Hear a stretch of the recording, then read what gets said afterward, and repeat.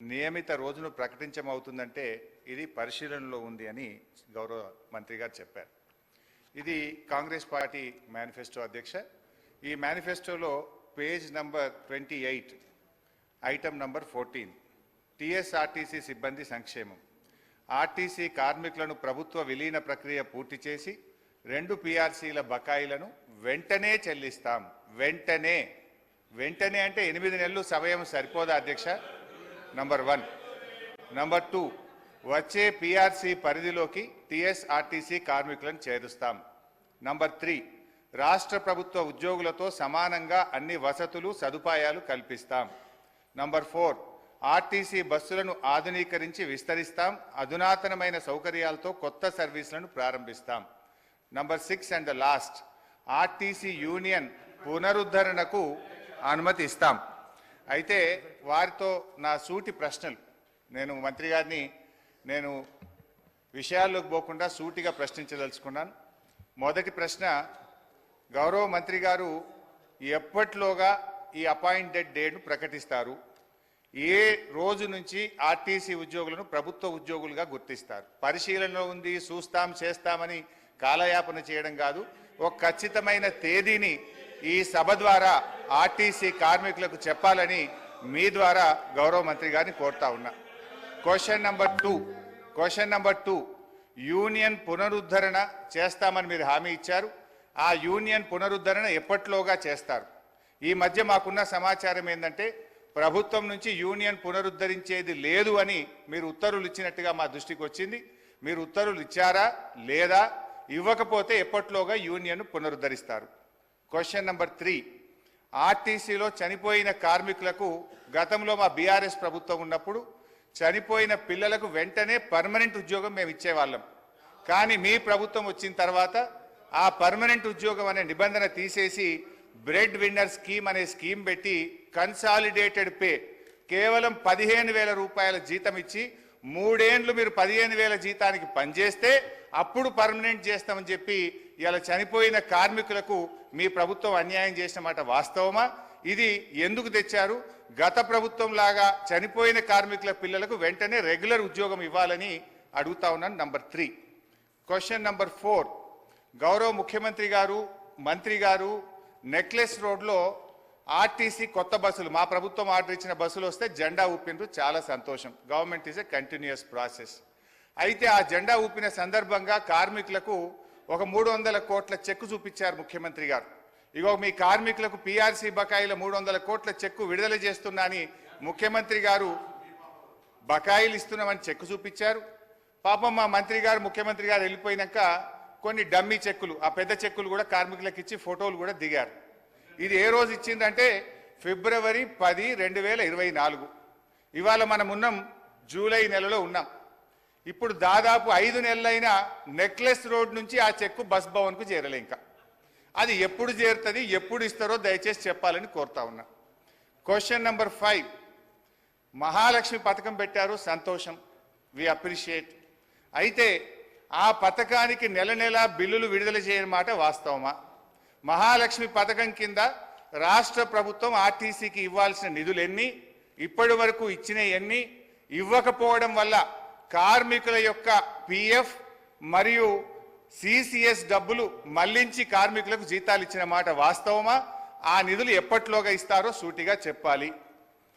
అదేవిధంగా అధ్యక్ష, ఎందుకంటే ఇవన్నీ అధ్యక్ష గతంలో ఇవాళ మేము మా ప్రభుత్వం ఉన్నప్పుడు ఆర్టీసీ కార్మికులకు, ప్రభుత్వ ఉద్యోగులకు 43% ఫిట్మెంట్ ఇస్తే ఆర్టీసీ కార్మికులకు 44% ఫిట్మెంట్ ఇచ్చాం. గత తెలుగుదేశం ప్రభుత్వంలో కార్మికులకు కేవలం బడ్జెట్లో 100 కోట్లు పెట్టారు. కాంగ్రెస్ ప్రభుత్వం 200 కోట్లు పెట్టింది. కానీ మా ప్రభుత్వం 1000 కోట్లు, 1500 కోట్లు, 1500 కోట్లు బడ్జెట్లో పెట్టి ఆర్టీసీ సంస్థను మేము గౌరవ సీనియర్ శాసన సభ్యులు హరీష్ రావు గారికి తెలుసు ఇది క్వశ్చన్ అవర్ అధ్యక్ష. క్వశ్చన్ అవరు స్పెసిఫిక్ 2 క్వశ్చన్స్ అడగాల. రెండో చాలా సంతోషం, మా మేనిఫెస్టోనైతే మొత్తం టీఆర్ఎస్ నాయకులు పట్టిండ్రు, చాలా సంతోషం. స్పష్టతతో మేము మేనిఫెస్టోలోకి సంబంధించిన అంశాల విషయంలో పాస్ మార్కులు పూర్తి స్థాయిలో మేము వేసినాము.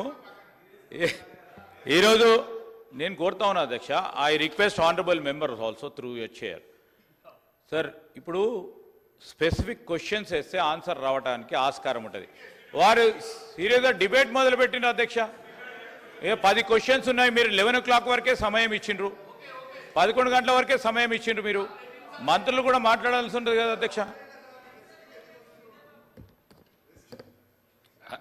హరీష్ రావు గారు, మంత్రి గారు ఒక్క నిమిషం కంప్లీట్ చేయండి. సార్, నేను స్ట్రైట్ క్వశ్చన్లు వేసిన మంత్రి గారు తప్ప ఎక్కడ నేను ఆర్టీసీకి సంబంధం లేని విషయమో రాజకీయాల జోలికి పోలేదు.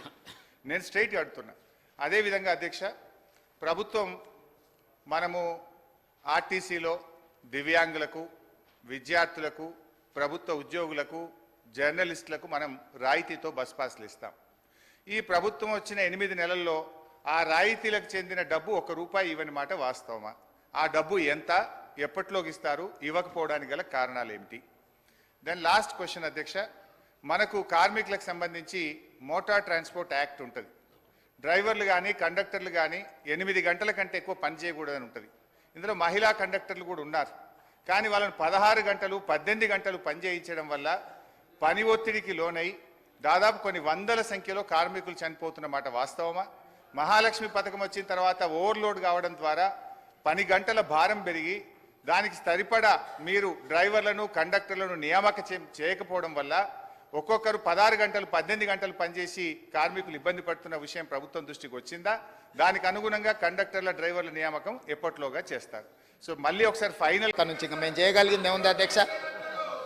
అందుకే అధ్యక్ష, ఈరోజు మా ప్రభుత్వం తెలంగాణ అభివృద్ధి అంటే తండాలలో గూడాలలో కనీస సౌకర్యాలను ఏర్పాటు చేసినప్పుడే తెలంగాణ రాష్ట్ర అభివృద్ధి జరిగినట్టు అని బలంగా మా ప్రభుత్వం భావిస్తుంది. అందుకే తండాలలో గూడాలలో విద్యుత్తు సమస్య పరిష్కారానికి, విద్య సమస్య పరిష్కారానికి, ఆ తండాల నుంచి మండల కేంద్రాలకు కనీసం ఒక్కటైనా బీటీ రోడ్డును ఏర్పాటు చేసే సమస్య పరిష్కారానికి, మండలాల నుంచి జిల్లా కేంద్రానికి మిగిలిపోయిన డబుల్ రోడ్లు ఏవైతున్నాయో వాటిని పూర్తి చేయడానికి, జిల్లా కేంద్రాల నుంచి హైదరాబాద్ నగరానికి 4 లేన్ రోడ్స్ వేయాలని ఈ రాష్ట్రంలో ఎక్కడైనా ప్రతి వాడికి ఒక మంచి రవాణా సౌకర్యం ఏర్పాటు చేయడం ద్వారా ఇవాళ పేదవాళ్ళు కష్టపడి వాహనాలు కొనుక్కుంటున్నారు. కానీ సొంత ఊరికి పోవాలంటే రోడ్డు ఉండడం లేదు. సైకిల్ మోటార్ల మీద పోయి గుంతలలో పడి కింద పడి భార్య పిల్లలతో పోతూ ప్రమాదానికి లోనై చనిపోతున్నారు. దీనికి కారణం మనం సరైన మౌలిక వసతులు ఏర్పాటు చేయకపోవడం.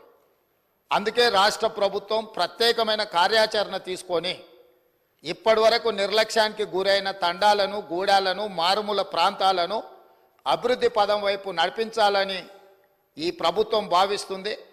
సభ్యుడు వంశీకృష్ణ గారైనా, డాక్టర్ రామచందర్ నాయక్ గారైనా ప్రస్తావించిన అంశాలతో ప్రభుత్వం పూర్తిగా ఏకీభవిస్తుంది. పూర్తి స్థాయిలో కాంప్రహెన్సివ్ ప్రణాళికను తీసుకొని ఖచ్చితంగా ఈ ప్రభుత్వం ముందుకెళ్తుందని తమరి ద్వారా సభ్యులందరికీ, తెలంగాణ రాష్ట్ర ప్రజలకి ఈ ప్రభుత్వం మాటిస్తున్నది అధ్యక్ష. మల్టీపర్పస్ వర్కర్స్ యొక్క శాలరీస్ కోసం, అదేవిధంగా శానిటేషన్ కోసం 3,378,88 రూపాయలను రిలీజ్ చేయడం జరిగింది సార్.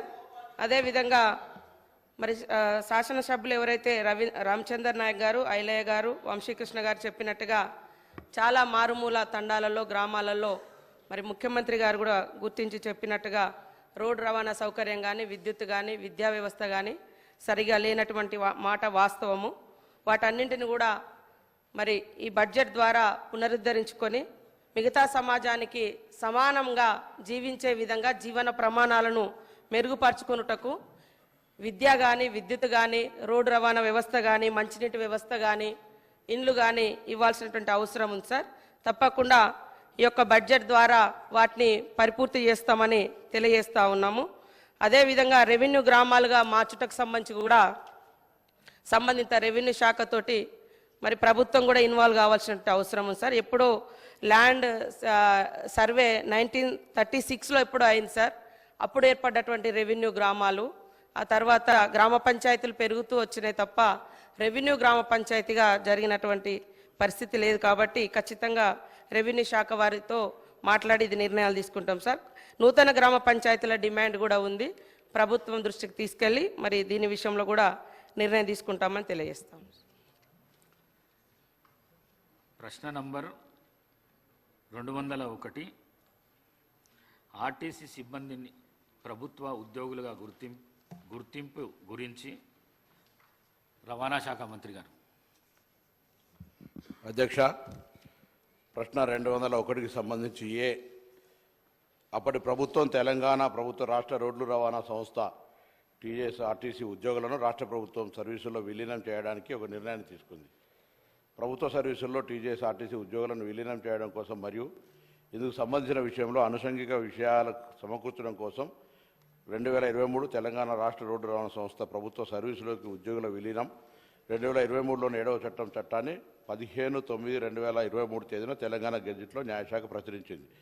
అంతేగాక 2023 టీజీఎస్ ఆర్టీసీ ప్రభుత్వ సర్వీసుల్లో ఉద్యోగ విలీనం 2023లోని 7వ చట్టం ప్రకారంగా ప్రభుత్వ సర్వీసుల్లో టీజీఎస్ ఆర్టీసీ ఉద్యోగులను విలీనం చేయడానికి విధి విధానాలను రూపొందించడం కోసం రవాణా రోడ్లు అండ్ భవనాలు టీఆర్ శాఖ 29/9/2023 తేదీ గల జీవో నెంబర్ 41 ద్వారా ఒక కమిటీ ఏర్పాటు చేయడమైంది.